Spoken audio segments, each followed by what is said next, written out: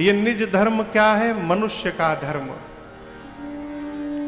रघुनाथ जी का चरित्र एक मनुष्य के मर्यादित जीवन का परिचायक है।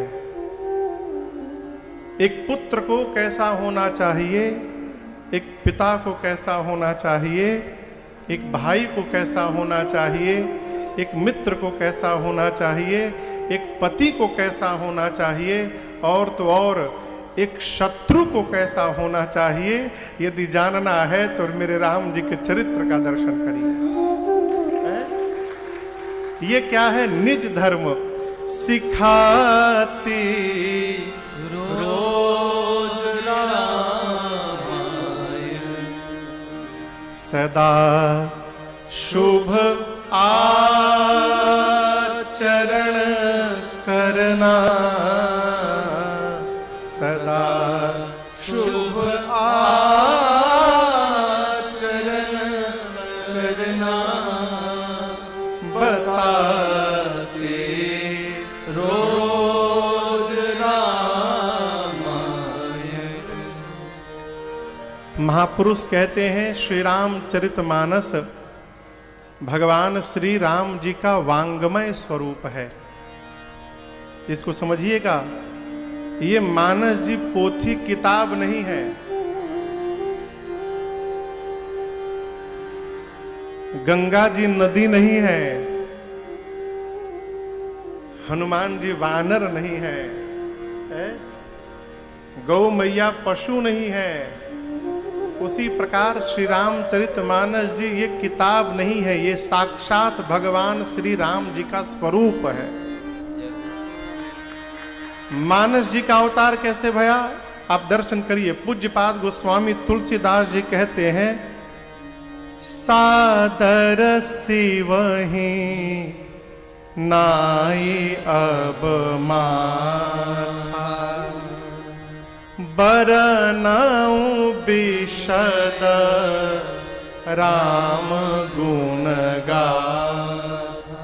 गोस्वामी जी कहते हैं कि सादर भगवान शंकर के चरणों में सिर झुकाकर प्रणाम करके और भगवान राम के विशद विमल गुण का गुणगान करने जा रहा हूं।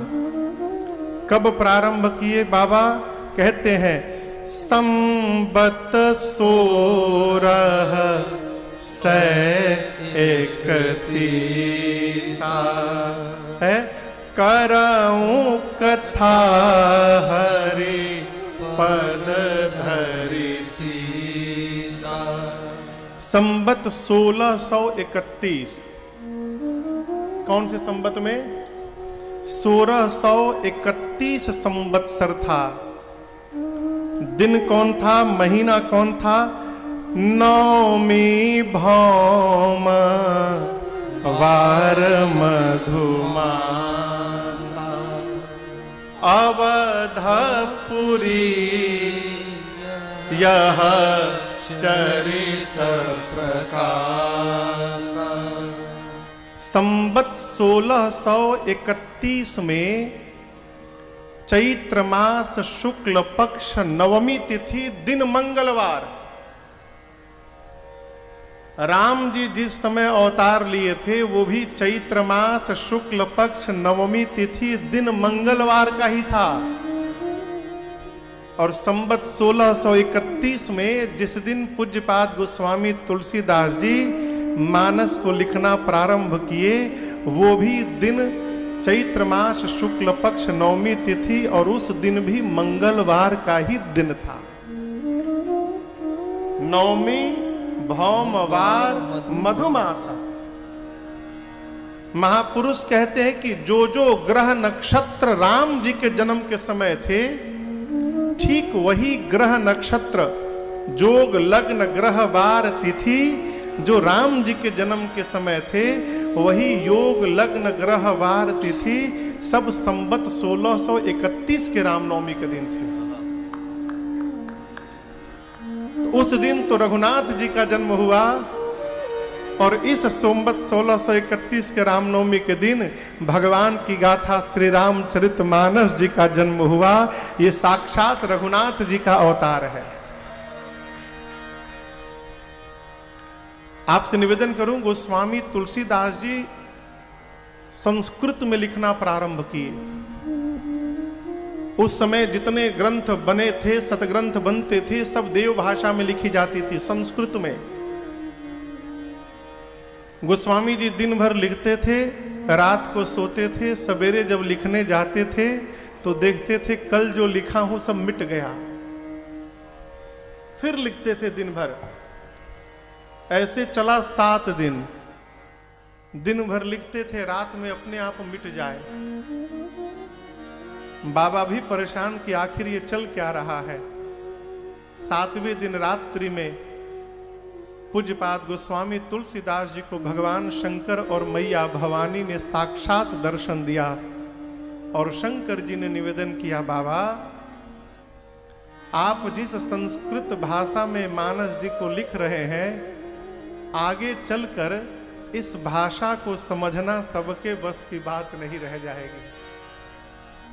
इसलिए मैं आपसे निवेदन करता हूं, आप इसको गांव की भाषा में लिखिए, ग्राम्य भाषा में। तो भगवान शंकर के आदेश से पूज्यपाद गोस्वामी तुलसीदास जी महाराज श्री रामचरितमानस की रचना अवधी भाषा में करना प्रारंभ किए। और उसका परिणाम देखिए, यदि आप इतने सारे लोग हैं, यहां तो खैर विद्वानों का क्षेत्र है,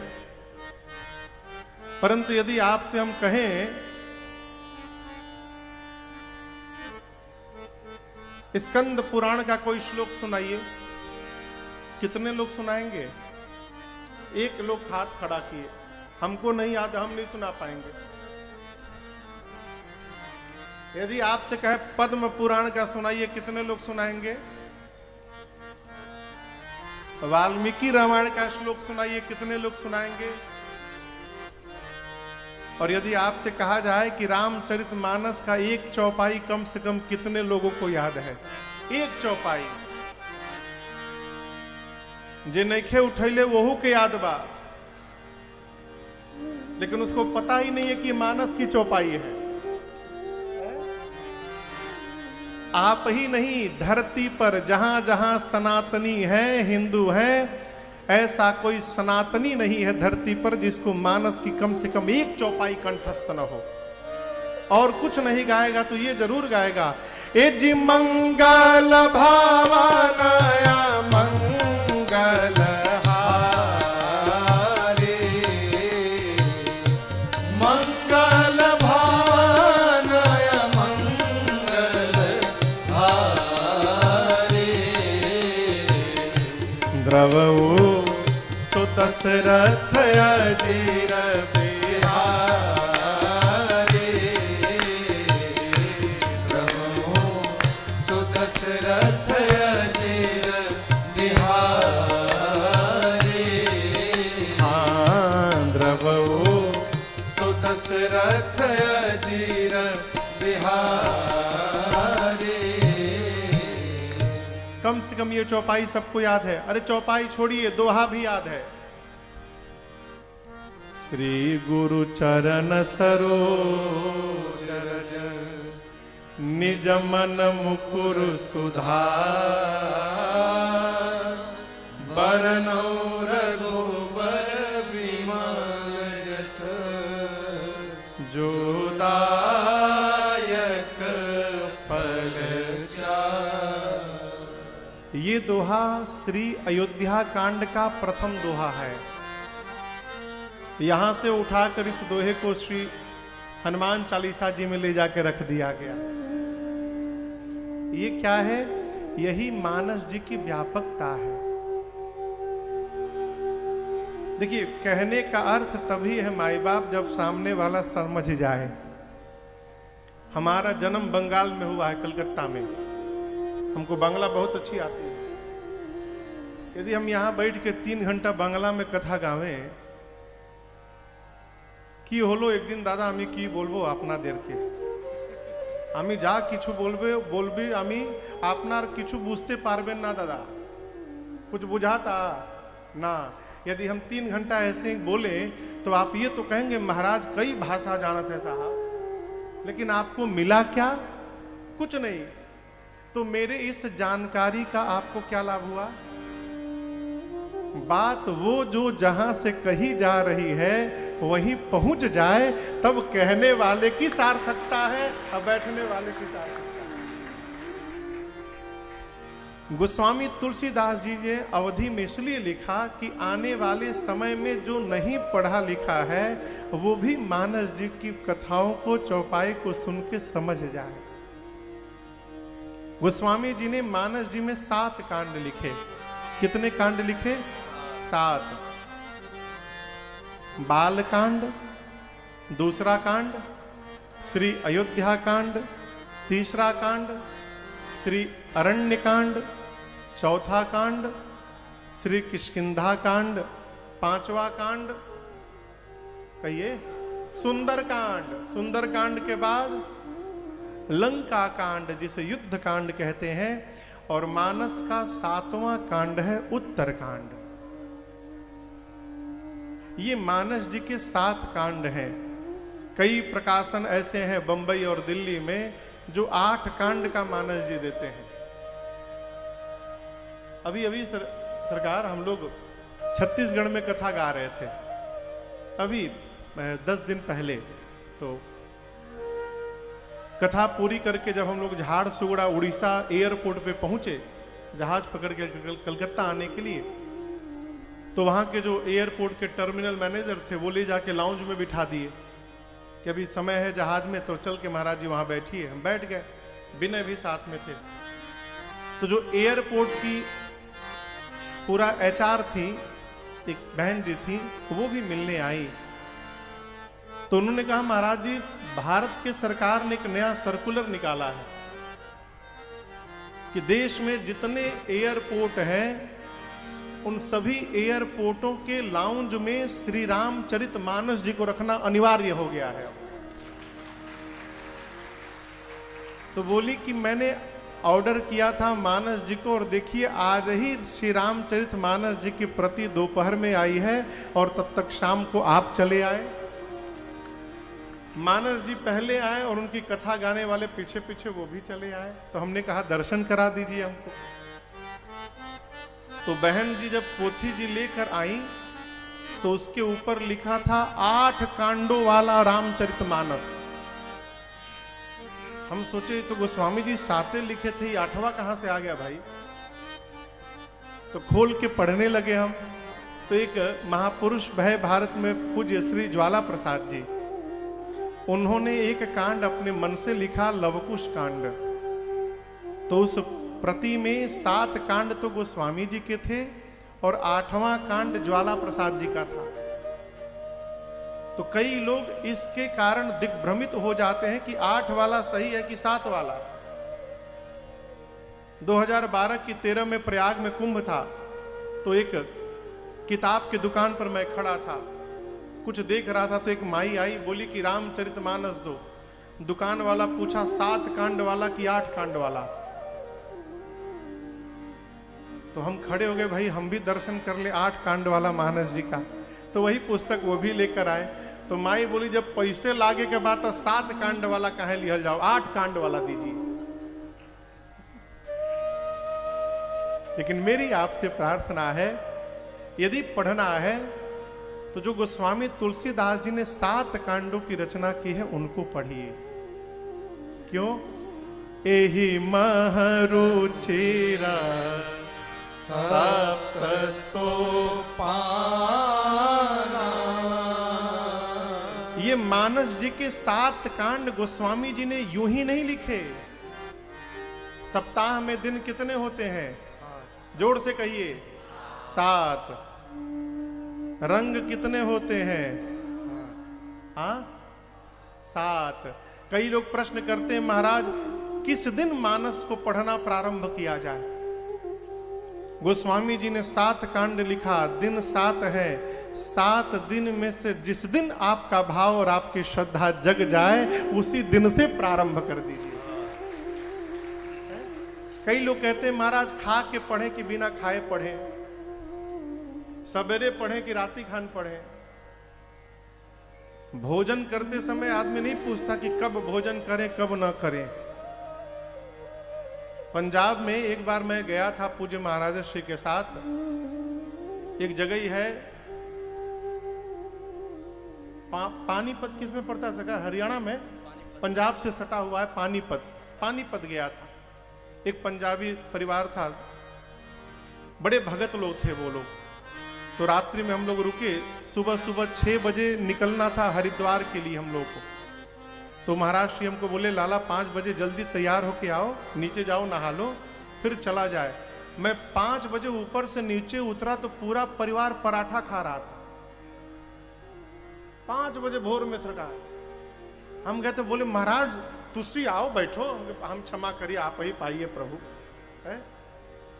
भोजन करते समय कोई नहीं कहता कि कब खाना कब नहीं करना। मानस जी को पढ़ना है, जब भाव जगे तभी प्रारंभ हो जाइए। गोस्वामी जी ने 7 कांड लिखे। 7 कांड के पहले कांड बाल कांड में बाबा ने 7 श्लोक लिखे। ऐसा लगता है मानो एक एक कांड को समर्पित करने के लिए गोस्वामी तुलसीदास जी ने एक एक श्लोक लिखा पहले के कांड में। बाल कांड का प्रथम श्लोक बाबा कहते हैं, वर्णानामर्थ संघानां रसानां छंद सामपि मंगलानां च कर्तारो वंदे वाणी विनायको। पहले श्लोक में ही गोस्वामी तुलसीदास जी ने मां सरस्वती और गणपति भगवान दोनों की एक साथ वंदना की। सांसद जी आ गए,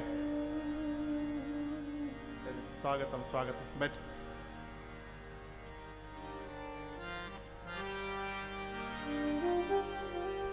हरे राम राम राम सीता राम राम राम, हरे राम राम राम सीता राम राम राम, हरे राम राम राम सीता राम राम राम, हरे राम राम राम सीता राम राम राम, हरे राम राम राम सीता राम राम राम, हरे राम राम राम सीता राम राम राम, हरे राम राम राम सीता राम राम राम, हरे राम राम राम सीता राम राम राम, हरे राम राम राम सीता राम राम राम,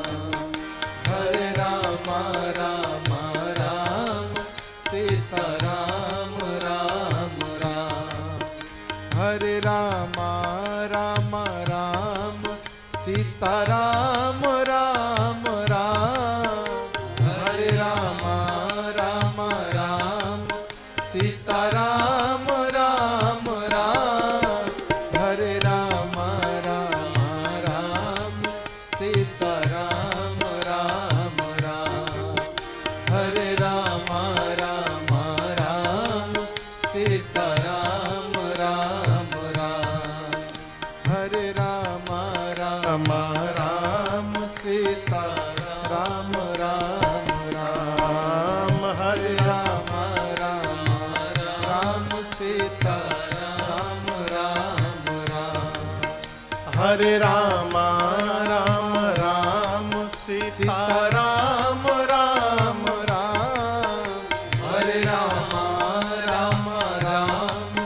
सीता राम राम राम, हरे राम राम राम सीता राम राम राम, हरे राम राम राम सीता राम राम राम, हरे राम राम राम सीता राम राम राम, हरे राम राम राम सीता राम राम राम। हमारे आपके मध्य कैसरगंज लोकसभा क्षेत्र के परम सम्मान्य सांसद परम आदरणीय श्रीमान ब्रजभूषण शरण सिंह जी का आगमन हुआ है। सादर जय श्री राम।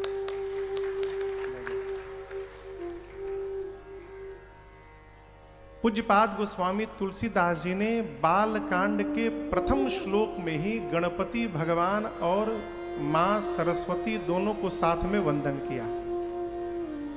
कई लोग कहते हैं महाराज एक ही साथ क्यों प्रणाम कर लिया। देखिए, संत कहते हैं सरस्वती जी बोलने की कला देती हैं, गणपति भगवान विवेक देते हैं, बुद्धि देते हैं। कई लोग ऐसे हैं समाज में, परिवार में, क्षेत्र में, घर में तो बहुत जोर जोर बोलते हैं,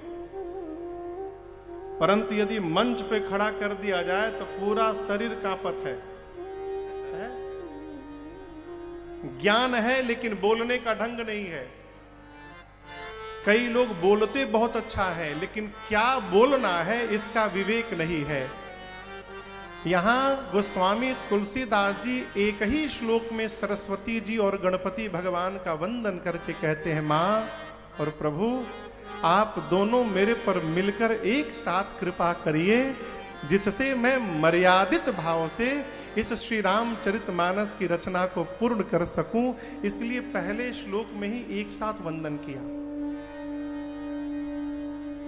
बालकांड के दूसरे श्लोक में बाबा कहते हैं, भवानी शंकरौ वंदे श्रद्धा विश्वास रूपिणो याभ्यां विना न पश्यन्ति सिद्धः स्वान्तः स्थमेश्वरम्।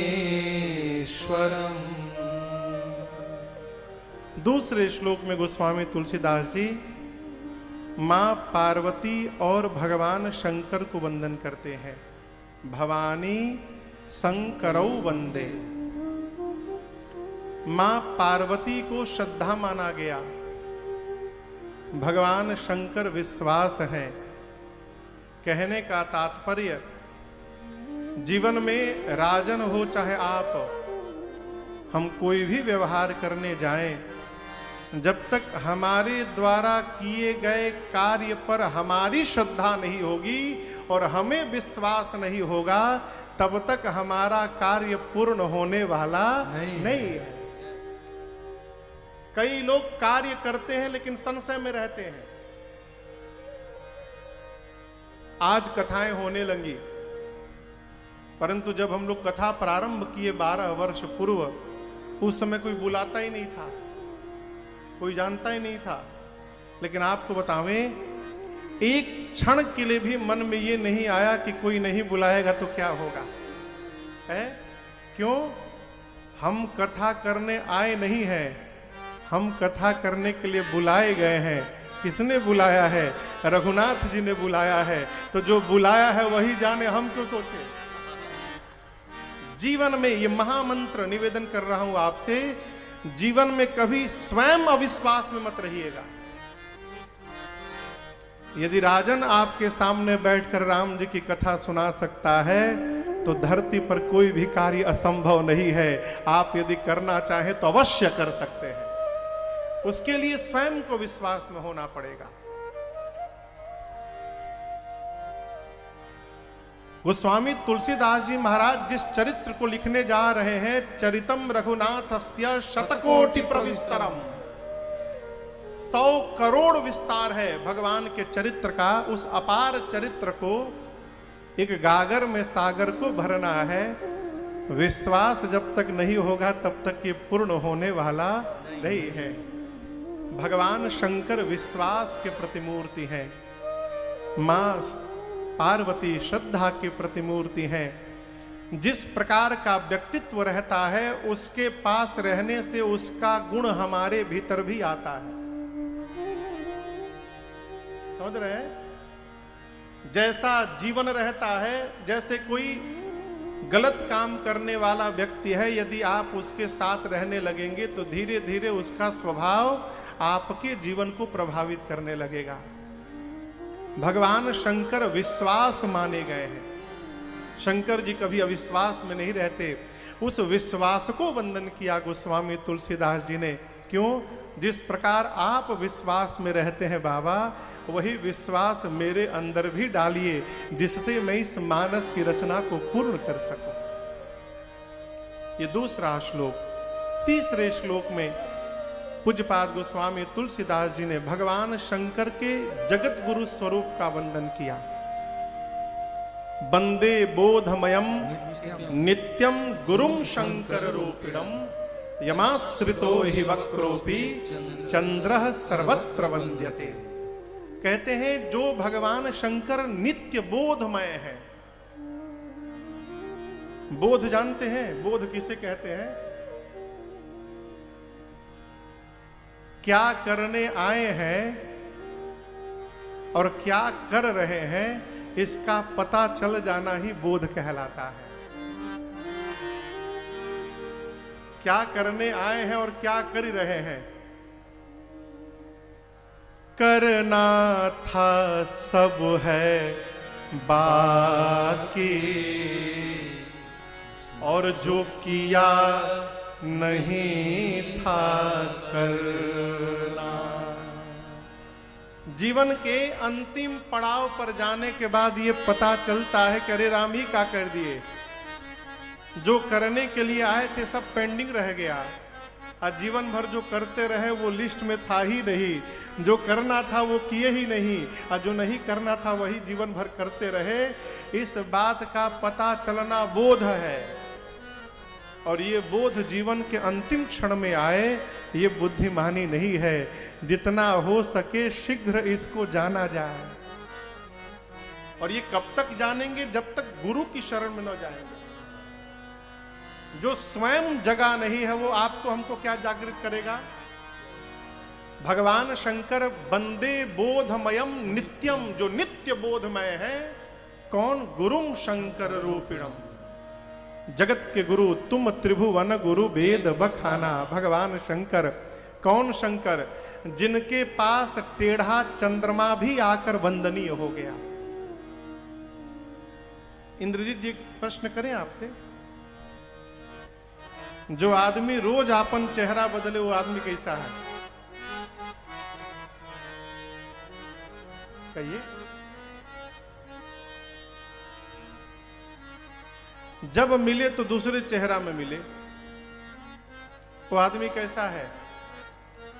अच्छा नहीं है ना? चंद्रमा जी कभी एक चेहरे में नहीं रहते, रोज चेहरा बदलता है। ऊपर से टेढ़े हैं। आदमी टेढ़े आदमी से बहुत बचा रहता है। देखिए बहुत टेढ़ा आदमी है, बच कर रहिए उसे। शंकर भगवान के ललाट पर पूर्णिमा के चंद्रमा नहीं है, दूज के चंद्रमा है। दूज के राहु के डर के मारे चंद्रमा डर के भागे भगवान शंकर की शरण में। जाकर कहे बाबा मेरी रक्षा करिए, राहु दौड़ा रहा है, बचाइए बाबा। शंकर जी बोले, वो तो दयालु है, बोले आओ बैठ जाओ। आप गुरु जी के पास जाएंगे, गुरु जी कहेंगे आइए बैठिए। कहां बैठिएगा? पांव में ना। शंकर जी चंद्रमा को बोले आओ बैठ जाओ, जाके कपारे पर बैठ गए। आप दर्शन करिए। गोस्वामी जी कहते हैं यमाश्रितो हि वक्रोपि चंद्रः सर्वत्र वंदते। जिन भगवान शंकर की शरण में गया वो टेढ़ा चंद्रमा भी शिव की शरण में जाने के कारण आज जगत वंदनीय हो गया है। उन भगवान शंकर को मैं बारंबार प्रणाम करता हूं। ये गुरु का स्वरूप है। गुरु कौन? देखिए समाज में 3 प्रकार के बच्चे हैं वर्तमान स्थिति में। एक तो जो बहुत तेज बच्चे हैं, बहुत ब्रिलियंट, वो अधिकारी बन जाते हैं, वैज्ञानिक बन जाते हैं।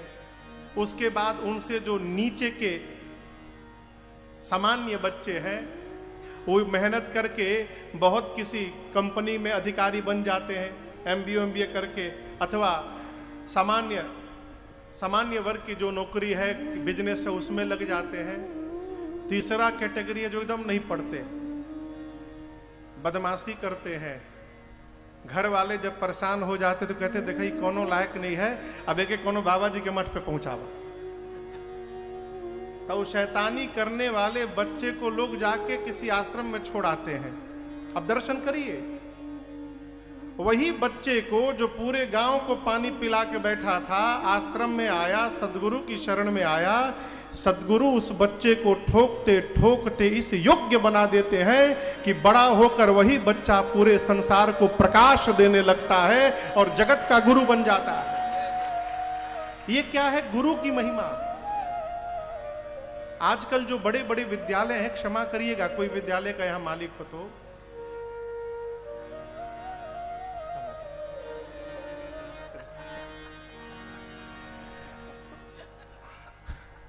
कहीं कि ना कहीं दिल्ली में, यहां की बात मैं नहीं कह रहा हूं, दिल्ली में यूनिवर्सिटी है DU, दिल्ली यूनिवर्सिटी। अभी पिछले साल एक बच्चे का एडमिशन कराने की बात आई।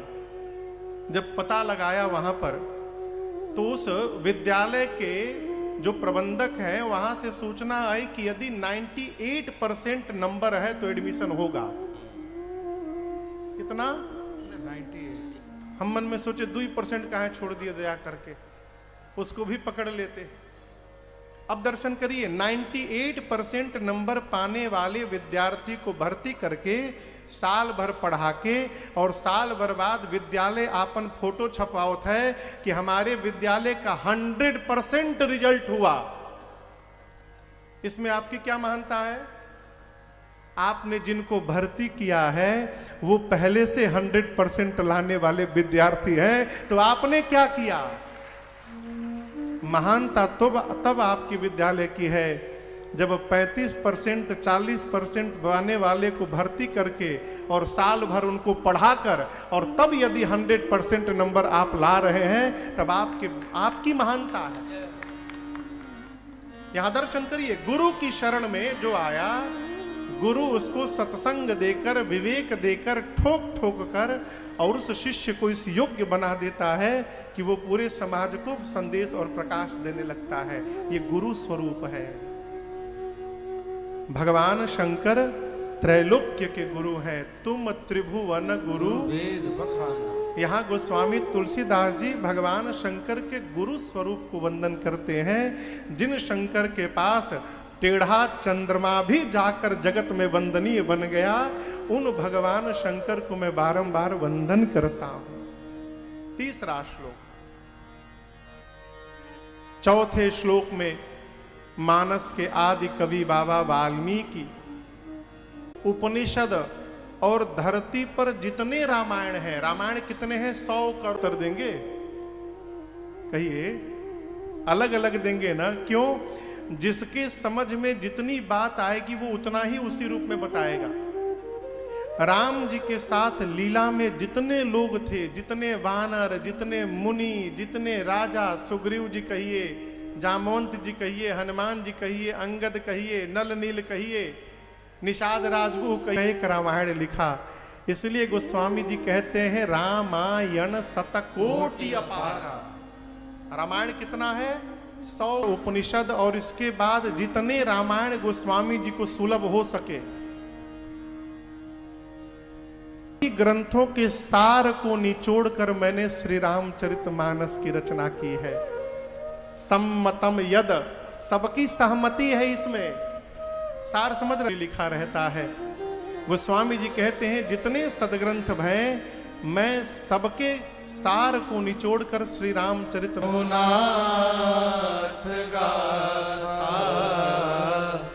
भाषा निबंध मतिमन जुल स्वांतः सुखाय। देखिए, हम यहाँ आपको कथा सुना रहे हैं, गा रहे हैं। जब तक ये कथा मुझे आनंद नहीं देगी सुनाते सुनाते, तब तक आपको आनंद मिलने वाला नहीं है। और मैं अपनी एक बात बताऊं, हम आप लोगों को बाद में सुना रहे हैं। आपके और हमारे बीच में भी कुछ, प्रधान जी आप लोगों के और हमारे बीच में भी कुछ श्रोता बैठे हैं। वो श्रोता आपको दिख रहे हैं? किसको वो श्रोता दिखाई पड़ रहे हैं? आपको कहां है? हाँ, वो तो पीछे हैं। इधर बीच में हमारे रघुनाथ जी। अब वो परेशान कि यहां कैसे आ गए? हम आए नहीं, हम लोग बुलाए गए हैं। अब कितनो लेट हो रहा है, गाड़ी से उतरो, अब चलो दर्शन किया जाए। महाराज श्री आए तो कुछ जलपान कर लीजिए, फिर जाइए। जलपान किए 10 मिनट, और जब जाने लगे हम तो बोले महाराज श्री रुकिए 1 मिनट। गए, आइए हनुमान जी को ला के हमको दिए और कहे महाराज जी अब इनको आपसे राम कथा सुननी है। अब नवंबर 20 नवंबर से 28 नवंबर तक राम कथा थी दिल्ली में। 2016 नवंबर से ही हनुमान जी कथा सुन रहे हैं। अब पहले वाले जो हनुमान जी थे वो कमरे में है, दरबार में बैठे हैं। तो आप भले ना सुनो, आप भले 3 घंटा में मोबाइल निकाल कर मिस्ड कॉल चेक कर लो, आप भले बीच में ओंघा जाओ, लेकिन ये जो 3 मूर्ति यहाँ बैठे हैं ये बड़ी ध्यान से राम कथा सुनते हैं। इसलिए हम इनको पहले सुनाते हैं और आपको बाद में सुनाते हैं। पूज्यपाद गोस्वामी तुलसीदास जी कहते हैं, स्वांतः सुखाय तुलसी रघुनाथ गाथा भाषा निबंध मति मंजुल मातरो। स्वांतः सुखाय, अपने अंतःकरण के सुख के लिए गोस्वामी जी ने मानस की रचना की। अब यहाँ एक दूसरा भाव समझिए। हमारे पूज्यपाद गुरुदेव भगवान कहते हैं, लाला स्वांतः के कई अर्थ हैं। स्वांतः यानी अपने सुख के लिए, स्वांतः यानी अपनों के सुख के लिए, अपनों के सुख के लिए यानी अपने परिवार के सुख के लिए।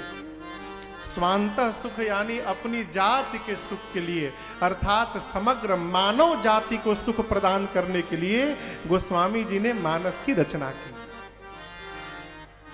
आदरणीय प्रधान जी को यदि स्वयं को आनंद लेना था तो इतना खर्चा करने की क्या आवश्यकता थी हो? यदि आपको स्वांतः सुखाए ही केवल आनंद लेना था तो हम लोग तो कथा गाते ही रहते हैं। किसी भी कथा में ट्रेन जहाज पकड़ के पहुंचिए, वहां रहने की व्यवस्था है ही, चकाचक कथा भी सुनिए, आनंद लीजिए। हो सकता नहीं कि अपनों की सुख की चिंता की, इसलिए कथा को नवाबगंज में लेकर आए। ठीक ना? यदि कथा यहां न गाते तो पहली बात, राजन को सौभाग्य कैसे मिलता अवध क्षेत्र में गाने का, और दूसरी बात, आप लोगों को ये कथा या तो टीवी पे दिखाई पड़ती, नहीं तो मोबाइल पर, सामने सामने तो दिखाई पड़ती नहीं। तो जितने लोग हैं आदरणीय प्रधान जी को बहुत बहुत धन्यवाद और साधुवाद कहिए। देखिए, कलिकाल में आदरणीय उद्घोषक महोदय कह रहे थे कि कथा लेने के बाद प्रधान जी चिंता में पड़ गए। क्यों? पहाड़ उतार लिए। पहाड़ वाड़ कुछ नहीं उतारे। ये कौन पहाड़ है जी? है? जानते काम पहाड़ कब लगता है? जब कार्य को हम लोग करने लगते हैं तो कोई भी कार्य पहाड़ बन जाता है, और जब कार्य को आप निमित्त बना ले अपने आप को और यही कहने लगे कि हम नहीं कर रहे हैं, रघुनाथ जी करा रहे हैं, अब जैसा चाहे वैसा करावे, वो जाने उनका काम, कोई कार्य पहाड़ नहीं है। इसलिए जीवन में हमेशा गुनगुनाइए, मेरा राम की कृपा से सब काम हो रहा है। मेरा राम की कृपा से सब काम हो रहा है। करते हो मेरे राघव, करते हो मेरे राघव, करते हो मेरे राघव, करते हो मेरे राघव, और मेरा नाम हो रहा है। मेरा आपकी कृपा से सब काम हो रहा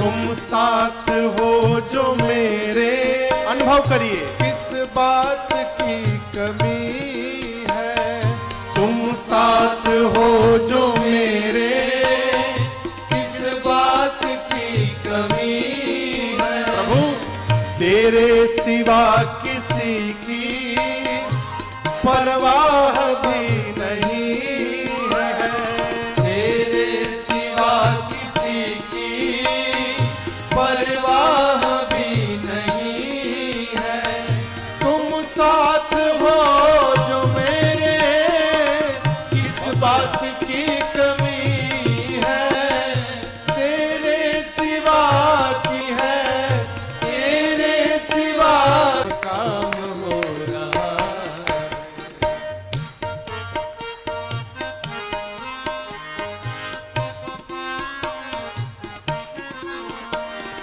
तूफान आंधियों में तुमने ही मुझको थामा, तूफान आंधियों में तुमने ही मुझको थामा, तुम कृष्ण बन के आए, मैं जब बना सुदामा, तुम कृष्ण बन के आए, मैं जब बनाइयों में करते हैं मेरे राम जी, करते हैं मेरे राम जी, और मेरा नाम हो रहा है, मेरा तो सब आपकी कृपा से प्रभु काम हो रहा। निमित्त मानिए। जीवन में यदि अपने आप को निमित्त मान के रखेंगे तो जीवन में कोई भी कार्य आपका रुकने वाला नहीं है। कार्य कब रुकता है? जब हम स्वयं करने लगते हैं। जब पूरा फंसा लेते हैं, कहें तो गाजुर माजुर कर लेते हैं, तब कहते भगवान अब आप संभालिए। काहे संभालिए? क्यों संभालिए?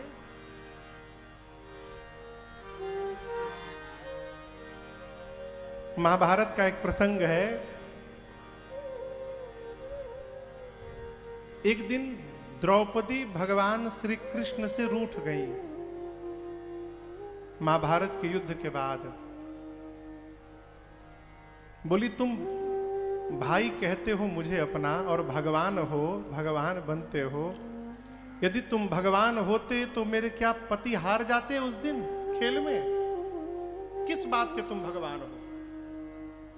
तुम्हारे रहते मेरे पति हारे थे उस दिन। तुम भगवान क्यों बोलते हो अपने आप को? भगवान तो कुछ भी कर सकते हैं। लगी सुनाने। कृष्ण सुनते रहे, बाद में बोले बहना तेरा क्रोध बहुत बड़ा हो गया है आज। तो ठीक कहती है कि मैं भगवान हूं, लेकिन मेरे भगवान रहते ये तेरे पति कैसे हार गए? लेकिन क्या तूने जीवन में अपने पतियों से एक बार भी इस प्रश्न को किया है कि क्या वो खेलने से पहले मुझे एक बार भी याद किए थे? पांचों के पांचों बैठे हैं, पूछ इनमें से। जब दुर्योधन बोला कि हमारी ओर से हमारा पासा हमारा मामा शकुनी फेंकेगा, तेरे 5 में से तो एक बोल सकता था कि तुम्हारी ओर से शकुनी फेंकेगा तो हमारी ओर से हमारा कन्हैया फेंकेगा। मैं फेंकता पासा, तब देखता कि कौन जीतता है और कौन हारता है। सत्य ये है कि तुम्हारे 5 पतियों में किसने किया? तो बहना तुमने किया। और तुमने जैसे याद किया, मैंने देखो तुमने बुलाने में देरी की द्रौपदी, कृष्ण ने आने में देरी नहीं की। पहले तो तुम भी पकड़ी रही कि मैं बचा लूंगी, परंतु जब तुमको लगा कि मेरे बचाने से अब मेरी लज्जा बचने वाली नहीं है, तब तुमने हाथ छोड़ा। और तुमने हाथ छोड़ा नहीं कि मैं पहुंच गया वहां पर। ये प्रसंग क्या कहता है? हम भगवान को याद करने में देरी करते हैं। याद को उल्टा करिए, याद को उल्टा करिए, दया। हम भगवान को याद करने में देरी करते हैं, भगवान दया करने में देरी नहीं करते, वो तुरंत करते हैं। सौंपिए।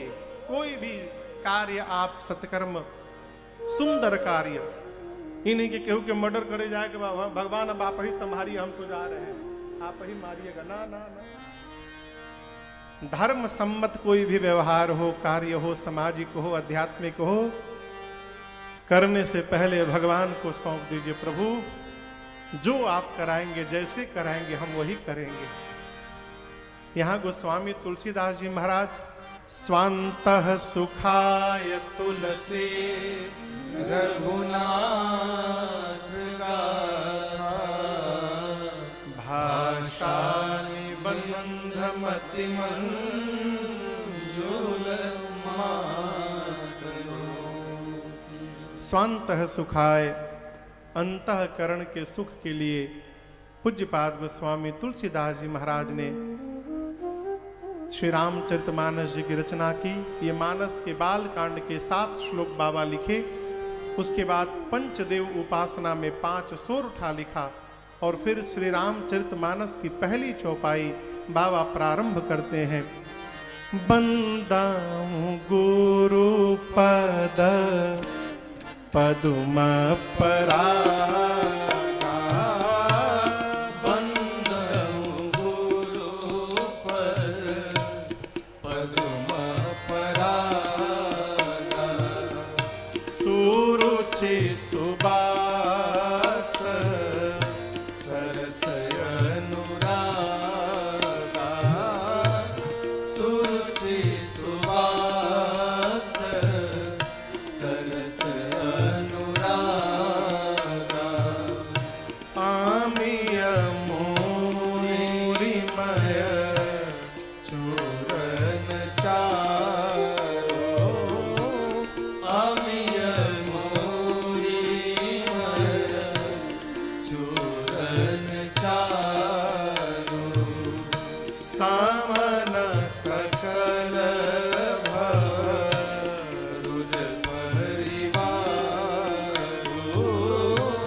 समन सकल भरुज परिवारो, श्री गोर पद नख मणिगण ज्योति, श्री गुर पद नख मणिगण ज्योति, सुमिरत देव्य दृष्टिय होती, सुमिरत सुमिरत दे। पंचदेव उपासना में 5 सोरठा लिखने के बाद गोस्वामी तुलसीदास जी जैसे बालकांड की चौपाई प्रारंभ किए, सबसे पहले गोस्वामी तुलसीदास जी ने अपने गुरु जी के चरण के निकट पहुंचे। इसको ठीक से समझिएगा, जिसके कारण हम भगवान के निकट पहुंचे, जिसके कारण जो में पहुंचे, यदि वो न होता तो आज आप यहां भी न होते। मैं अपनी बात कहूं, राजन कथा का क भी नहीं जानता था। क था होता है ना, क था, क भी हमको नहीं मालूम था कुछ भी। कब तक? 2008 तक। उनकी प्रेरणा से, उनके कहने से मैं कथा गाने आया, महाराज श्री के पास आया। जीवन में जिसके कारण वो आपका सद्गुरु हो, आपका मित्र हो, आपका पति हो, आपकी पत्नी हो, कोई भी हो, जो आपको भगवान के निकट पहुंचाए, आप उसको सदैव स्मरण करिए और उसको धन्यवाद करिए। शबरी मैया ने जब राम जी को देखा तो शबरी जी को राम जी याद नहीं आए। कौन याद आया? कौन याद आया? मुनि के बचन समुझी जिय भाई। जैसे शबरी ने देखा कि सबरी देखी राम गृह आए, जैसे दिखाई पड़ा राम जी आए तो वर्षों बीत गए थे। लोग बार बार यही कहते थे, शबरी तुम बूढ़ी हो गई, लेकिन देखो राम जी आए नहीं। कहती थी मैं बूढ़ी हुई हूं, मेरी प्रतीक्षा बूढ़ी नहीं भई है, राम अवश्य एक दिन आएंगे। और आपसे कहूं, जैसे गुरुदेव रघुनाथ जी दिखाई पड़े, शबरी मैया को गुरु जी की बात याद आ गई। क्या गुरु जी कहे थे कि शबरी, राम चल के एक दिन तुझे दर्शन देंगे। आज गुरु जी की बात सत्य हो गई, रघुनाथ जी चल के मेरे पास चले आए। इसलिए शबरी ने गुरु जी को याद किया। इसे कहते कृतज्ञता। जीवन में सबसे बड़ा पाप है कृतज्ञ होना। कृतज्ञ होना समझते हैं? कृतज्ञ होना समझते हैं? किसी के दूसरे के द्वारा काम बने, और जब काम बन जाए तो उसका नाम हटा के हम अपने नाम का नाम प्लेट लगा लें, इसको कहते हैं कृतज्ञता। कई लोग होते हैं कि गीत दूसरा कोई लिखता है और लास्ट में वो में अपन नाम जोड़ लेते हैं। भजन कोई दूसरे का गाते हैं, उसका नाम नहीं लेते हैं। इसको कहते हैं कृतज्ञता। ये बहुत बड़ा पाप है। जीवन में कृतज्ञ बनिए, याद करिए। क्यों? जब आप किसी दूसरे को याद करेंगे कि उनका मेरे पर उपकार है, आपके इस व्यवहार से भगवान आप पर प्रसन्न होंगे, और हो सकता है शबरी की तरह किसी दिन हमको भी भगवान का दर्शन प्राप्त हो जाए। कृतज्ञता। यहां गोस्वामी तुलसीदास जी ने सबसे पहले अपने प्रातः स्मरणीय पूज्यपाद गुरुदेव भगवान श्री नरहरिया दास जी महाराज के चरणों के रज की वंदना की। पांव छोड़िए, पांव अभी बाद में, पहले पांव की धूल की वंदना। कहते हैं, बंदौ गुरु पद पदुम पर आगा। पदुम यानी कमल। अपने गुरु जी के कमलवत चरण में जो पराग रूपी कण लगा हुआ है, उस रज की मैं वंदना करता हूं। क्यों? वो रज क्या करते हैं? सुरुचि सुबास सरस अनुराग।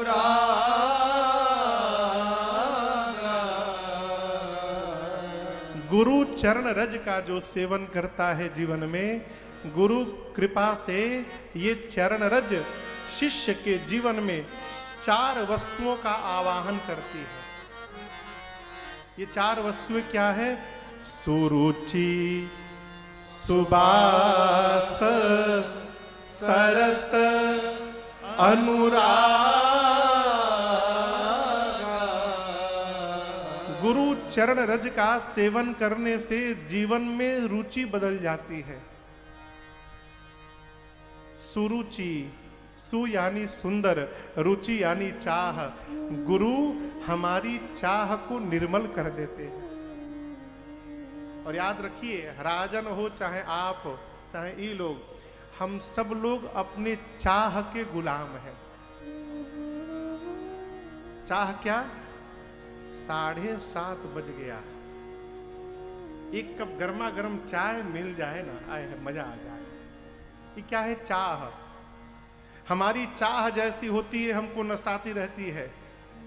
कभी कभी चाह तामसिक भी होती है, कभी चाह राजसिक भी होती है, और गुरु कृपा हो जाए तो हमारी चाह सात्विक हो सकती है।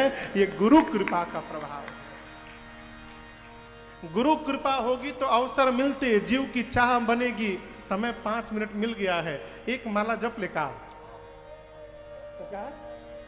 ये चाह की जागृति है। विषयी जीव की संगति होगी, 10 मिनट समय मिलेगा तो एक राउंड फेंट लिया जाए। अभी ट्रेन में टाइम है, बिछावल जाओ, फेंटा। और जब सदगुरु की कृपा हो जाएगी तो ये चाह बदल जाएगी। ट्रेन के आने में 10 मिनट समय है, एक माला तो कर ही सकते हैं। ये क्या है? सदगुरु के चरण रज की कृपा से हमारे जीवन में सुरुचि की जागृति होती है, और ये गुरु कृपा हमारी चाह को बदल देती है, रुचि बदल जाती है। और जिधर रुचि रहेगी उधर ही लेके जाएगी, जिधर चाह रहेगी हमको उधर ही लेके जाएगी। हमारे पिताजी कहते थे, बाबू संसार में ढूंढने से नेत्र मिल सकता है। पिताजी कहते थे, एक बार बहुत पहले की बात, कोई सामान बोले थे लाने के लिए, तो ढूंढा तो नहीं मिला। उस समय का वो सूत्र पिताजी का मुझे याद है, कहते थे राजन ढूंढना चाहोगे तो नेत्र भी प्राप्त होगा, नहीं मिला इसका मतलब तुमने चाह से ढूंढा ही नहीं उसे। उस बात का विस्मरण नहीं भैया जीवन में मुझे।